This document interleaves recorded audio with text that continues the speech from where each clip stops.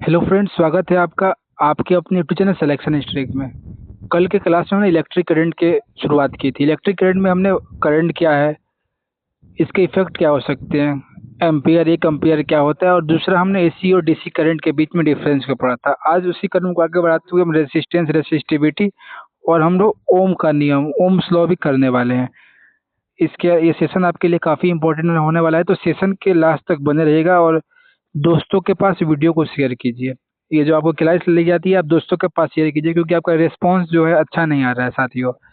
ऐसे क्लास को कंटिन्यू कर पाना, अगर आपका रिस्पांस अच्छा नहीं आता है, अगर आप अच्छे ज़्यादा लोगों तक नहीं पहुंच पाता है सेशन, तो फिर इसका कोई मतलब नहीं रहता है दो चार बच्चों को पढ़ाना। तो चलिए सेशन की शुरुआत करते हैं। सबसे पहला हमारा आज का टॉपिक है वोल्टेज। वोल्टेज के बारे में हम अच्छे से जानते हैं क्या होता है वोल्टेज। जब किसी चालक में आवेश यानी चार्ज को एक बिंदु से दूसरे बिंदु तक ले जाने में जो कार्य किया जाता है, जो वर्क डन होता है, उसे पोटेंशियल डिफरेंस यानी वोल्टेज कहते हैं। यानी वोल्टेज क्या है, कोई कंडक्टर में एक स्थान से दूसरे स्थान को ले जाने में जो चार्ज का जो एक तो वर्क करना पड़ेगा ना, अपने से तो कुछ जाएगा नहीं, जो भी वर्क डन होता है उसी को हम लोग वोल्टेज कहते हैं। सरल भाषा में वोल्टेज को इलेक्ट्रिक प्रेशर भी कहा जाता है। जितना अधिक वोल्टेज होगा उतना ही अधिक करंट बहने की संभावना होती है। ये मतलब डायरेक्टली प्रोपोर्शनल, आप लोग इसको सीधे तौर पे देख सकते हो कि डायरेक्टली प्रोपोर्शनल होता है। इसका फॉर्मूला है voltage is equal to W by Q. W क्या होता है, वर्क, इसका जूल में होता है, और क्यू हो गया कूलम, जो चार्ज में होता है। और इसका एसआई यूनिट क्या रहता है, तो इसको हम लोग वोल्ट वोल्ट जिसको हम वी से डिनोट करते हैं, वोल्ट को। नेक्स्ट चलते हैं दोस्तों, रेसिस्टेंस। आखिर ये रेसिस्टेंस क्या होता है, रेसिस्टेंट क्या है, तो किसी चालक द्वारा करंट के प्रवाह का विरोध करना, उसको रेसिस्टेंट कहते हैं। यानी करंट के फ्लो के बीच में बाधा उत्पन्न करना, उसके बहने में दिक्कत देना, उसी को हम रेसिस्टेंट कहते हैं सामान्य भाषा में बात करोगे तो। अगर रेसिस्टेंट का अलग अलग टर्म है कि किस पे डिपेंड करता है किस पे नहीं करता है, इसे कॉन्सेप्चुअल क्वेश्चन और डायरेक्ट एग्जाम में पूछे जाते हैं। तो सबसे पहले जैसे आप देख लोगे एग्जाम्पल का, तो मोटी सड़क है तो ट्रैफिक फास्ट होगा, ट्रैफिक जल्दी क्लियर होगा, आदमी आएगा जाएगा, जाम नहीं लगेगा। अगर पतली सड़क है, अगर नैरो सड़क है, पतली है, तो इसमें आप देखोगे कि जाम लगने का चांस ज़्यादा रहता है और भीड़ हो जाती है। उसी उसी से आप इसको रिलेट कर सकते हो रेसिस्टेंट को। जितना आपका एरिया जितना ज़्यादा होगा उतना रेसिस्टेंस क्या होगा, कम होगा। उतना मतलब करंट आराम से फ्लो, ये आप इसको ट्रैफिक ने अब इसको करंट के तौर पे देखिए, करंट फ्लो कर रहा है, तो जितना एरिया ज़्यादा होगा करंट उतना अच्छा फ्लो करेगा। एरिया को आप कम कीजिएगा तो करंट फ्लो कम होगा। इसका सिंबल हम लोग इसको आर से डिनोट करते हैं, और इसका एसआई यूनिट क्या होता है, ओम। ओम इसका एसआई यूनिट होता है। यही बताया गया था, जो मोटा तार है उसमें कम रेसिस्टेंट होगा, पतला तार होगा तो उसमें अधिक रेसिस्टेंट होगा। इसमें एरिया से भी और इसका लेंथ वाला भी होता है। जितना लेंथ ज़्यादा होगा उतना रेसिस्टेंट ज़्यादा होगा, लेंथ कम होगा तो रेसिस्टेंस कम होगा। अब देखते हैं हम लोग ओम का नियम में, ओम्स लॉ क्या कहता है। इसका कुछ टर्म्स एंड कंडीशन भी है ओम्स के नियम में। तो सीधे यदि तापमान स्थिर हो, इन कांस्टेंट टेम्परेचर, करंट सीधे वोल्टेज के समानुपाती होता है। In constant temperature current is directly proportional to voltage, V directly proportional to आई।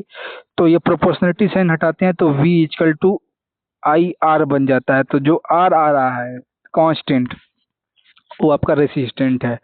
इसको V equal to I into R कर सकते हो, R equal to V by I, और ये तीनों तरीके से न्यूमेरिकल बनते हैं।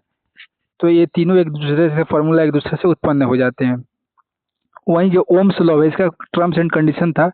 ओम्स लॉ तब लागू होता है जब टेम्परेचर कांस्टेंट, और टेम्परेचर कांस्टेंट नहीं, दूसरा है मेटेरियल ना बदले, और तीसरा फिजिकल कंडीशन स्थिर हो। फिजिकल कंडीशन मूवेबल नहीं हो, स्थिर हो, तो ओम्स लॉ वैलिड होता है।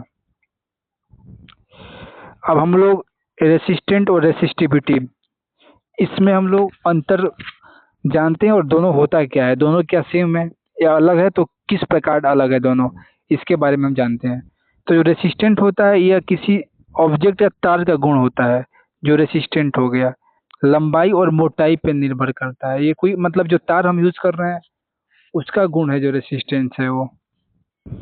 लेकिन वही जो रेसिस्टिविटी और मटेरियल का मूल गुण होता है, जो जो मटेरियल हम लोग यूज कर रहे हैं, इसको हम लोग रो से, इसका सिंबल ये होता है, इसको हम लोग रो बोलते हैं। Rho is equal to R A by L, और rho is equal to R A by L, फिर R is equal to resistance, A हो गया ये और एल हो गया लेंथ।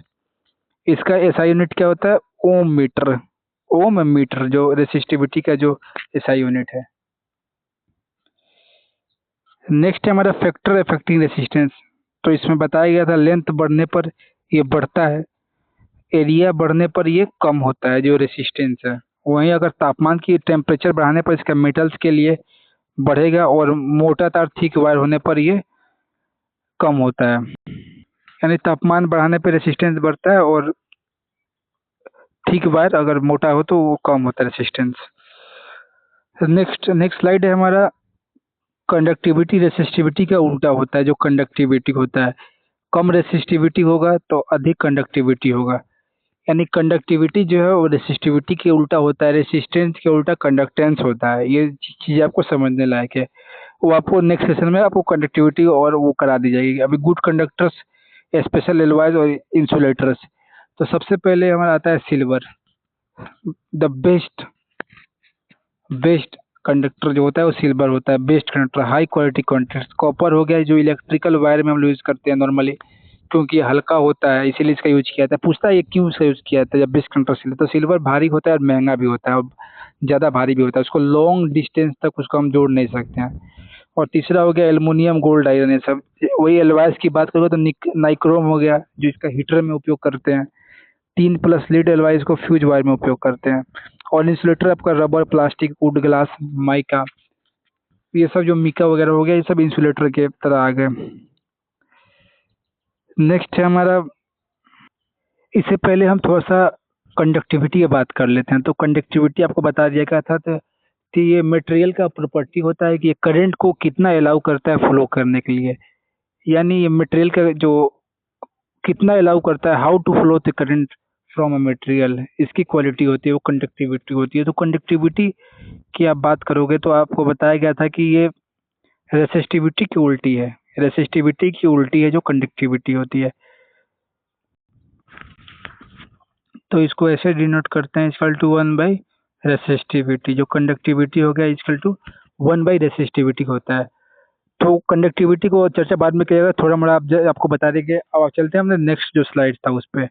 तो नेक्स्ट है एग्जाम फार्मूलाज एंड ट्रिक्स के लिए। तो voltage W/Q, W equal to work done, Q equal to charge. उसी का ओम्स लॉ था, V equal to IR। Current का हो गया वोल्टेज बाई रेसिस्टेंस। रेसिस्टेंस का आपका हो गया वोल्टेज बाई करंट, और resistivity rho RA/L। Exam tricks, जो कॉपर है गुड कंडक्टर, रबर इंसुलेटर है। यूनिट रेसिस्टेंट का होता है ओम, वोल्ट का, वोल्टेज का हो गया वोल्ट, रेसिस्टिविटी की हो गई ओम मीटर। लेंथ बढ़ेगा तो रेसिस्टेंट बढ़ेगा, टेम्परेचर बढ़ेगा तो रेसिस्टेंस बढ़ता है। वहीं अगर बात करेगा तो रेसिस्टेंस कब घटता है? जब एरिया बढ़े तो घट जाएगा रेसिस्टेंस। ये चीज़ आपको क्लियर हो गई होगी। बाकी हम लोग चलते हैं, जो क्वेश्चंस आपको लिए गए हैं 25-30 क्वेश्चन है इसमें, इस एक एक प्रश्न का बात करते हैं। आज का जो आपका जो थ्योरेटिकल पार्ट था इतना ही था। रेसिस्टेंट, रेसिस्टिविटी, ओम्स लॉ आपको क्लियर हो गया। कंडक्टिविटी, बाकी जो चीज़ें हैं उसको नेक्स्ट सेशन में आपकी ये चैप्टर समाप्त करा दी जाएगी। तो आइए इसकी देखते हैं। ओम्स लॉ को किसने दिया था? तो ये लॉ को देने वाला कौन था? तो ओम था। रेसिस्टेंस की SI यूनिट क्या है? तो ओम है। वोल्टेज की SI यूनिट क्या है? तो वोल्ट है। रेसिस्टिविटी का जो सिंबल है ये, इसको रो कहते हैं। ऑप्शन नंबर बी इसका करेक्ट हो जाएगा। नेक्स्ट हमारा जो क्वेश्चन है, ओम्स लॉ का सही फार्मूला क्या है? V equal to IR। Copper कैसा चालक है? तो कॉपर कंडक्टर है। रेसिस्टिविटी की SI यूनिट, रेसिस्टिविटी की SI यूनिट क्या है? तो ओम मीटर है। रबर क्या है? तो रबर आपका इंसुलेटर हो गया। उसी प्रकार वो जो क्वेश्चन थे वो आपके वार्म अप के लिए बेसिक्स क्वेश्चन थे। अब जो क्वेश्चन आ रहे हैं, एक ये जो क्वेश्चन एग्जाम में पूछते हैं, रेसिस्टिविटी, रेसिस्टेंस बढ़ती है जब तार की लंबाई बढ़े। ऑप्शन नंबर 20 का ये दिया गया, तार की लंबाई। बी है इसका, तार मोटा हो। सी है क्षेत्रफल बढ़े। तो तार जब मोटा हो जाएगा तो रेसिस्टेंस कम हो जाएगा। तो इसका तार की लंबाई बढ़ेगी तभी रेसिस्टेंस घटती है, जब क्षेत्रफल बढ़ता है। नाइक्रोम का उपयोग कहाँ होता है? तो इसका हीटर एलिमेंट में, ये काफ़ी इंपॉर्टेंट है ये वाला। नाइक्रोम का उपयोग कहाँ होता है?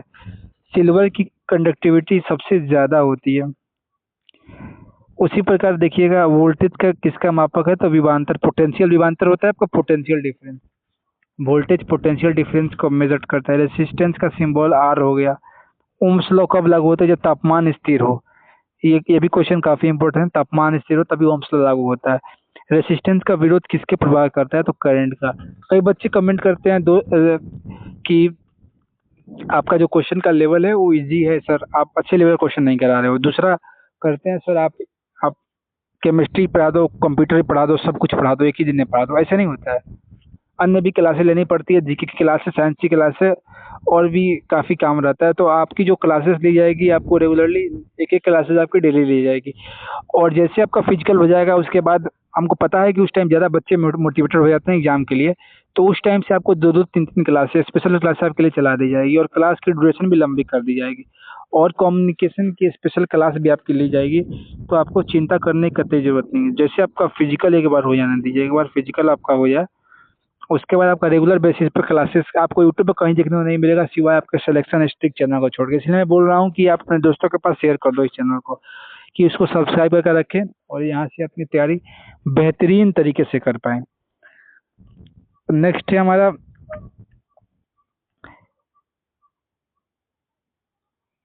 बेसिक चीज़ें। दिया है, वी दिया, आर दिया है, तो करंट पूछ रहा है। तो V में I से इक्वल टू V/R, तो 24/6 तो 4 एम्पियर हो गया। उसी प्रकार दो चीज दिया है, तीसरा पूछ रहा है इसमें से कौन सा इंसुलेटर है, तो ग्लास है। तो ये जो चीजें हैं, बाकी फिर हम लोग कनेक्शन, अगला क्लास हमारा कनेक्शन से भी होगा, series connection, parallel series, parallel connection. तो आप अगला क्लास काफी अच्छा होने वाला है, काफी दिलचस्प होने वाला है। और इलेक्ट्रिक करंट का सबसे महत्वपूर्ण सेशन अगला क्लास होने वाला है। उसके बाद हम लोग इलेक्ट्रिक करंट के टॉप 50 क्वेश्चंस क्लास के बाद, टॉप 50 क्वेश्चंस जो महत्वपूर्ण है, जो एमसीक्यू है, जो न्यूमेरिकल्स करंट से आ सकते हैं, उसको कराया जाएगा। और अगला सेशन थोड़ा लंबा हो सकता है सेशन, ये मैं आपको एडवांस में बता देता हूँ। तो चलिए मिलते हैं दोस्तों नेक्स्ट सेशन में। तब तक के लिए आपको जितना करा दिया गया उसका रिवीजन कीजिए, और भी आप प्रैक्टिस करते हो तो आप उसको जारी रखिए, उसको बंद करने की जरूरत नहीं है।